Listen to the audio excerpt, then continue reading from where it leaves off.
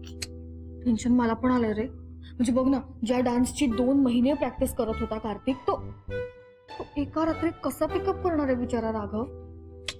Raghav pickup करेल, मला त्याचं टेन्शन नाहीये.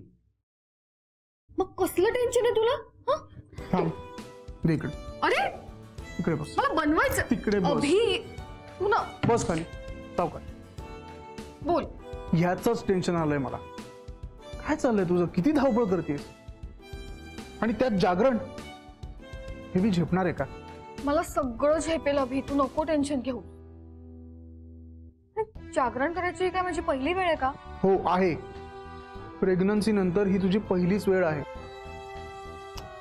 बेबी, तुझी जर तब्येत खालावली तर बाळावर परिणाम होईल. ऐक ना प्लीज, माझं एक ऐकशील? हा, एक काम कर, आता तू घरी जा आणि आराम कर. कारण तुझ्या तब्येतीला प्रॉब्लेम आला तर तो बाळावर इफेक्ट करेल आणि ते मला नाही चालणार. अभि हे बघ, मी माझ्या मित्रांना प्रॉब्लेम मध्ये सोडून घरी नाही जाऊ शकत. आणि काय फरक पडतो रे? हा, एखाद दिवशी जागरण झालं, एखाद दिवशी मी नाहीच घरी गेले, राहिले इथेच मित्रांसाठी. काय फरक काय पडतो? तुला माहितीये, अभिमन्यू त्याच्या आईच्या पोटात चक्रव्यूह भेदण्याची कला शिकला होता. आपलं बाळ त्याच्या आईच्या पोटात मैत्री शिकेल.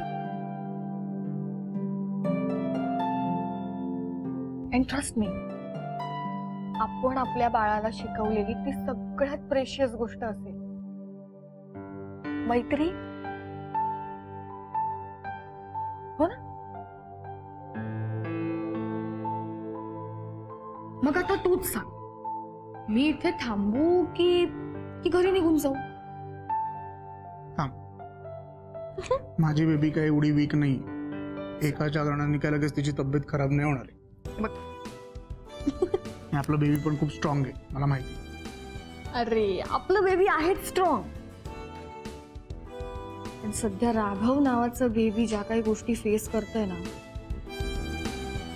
मला टेन्शनच आलंय. अभि, राघव आणि काव्य एकमेकांसोबत परफॉर्म करताना किती कम्फर्टेबल असतील कोणाच ठाऊक. हा यार, मला तर एकाच गोष्टीची भीती वाटते, त्यांच्यात जे काही झालंय त्याचा परिणाम त्यांच्या परफॉर्मन्सवर झाला तर.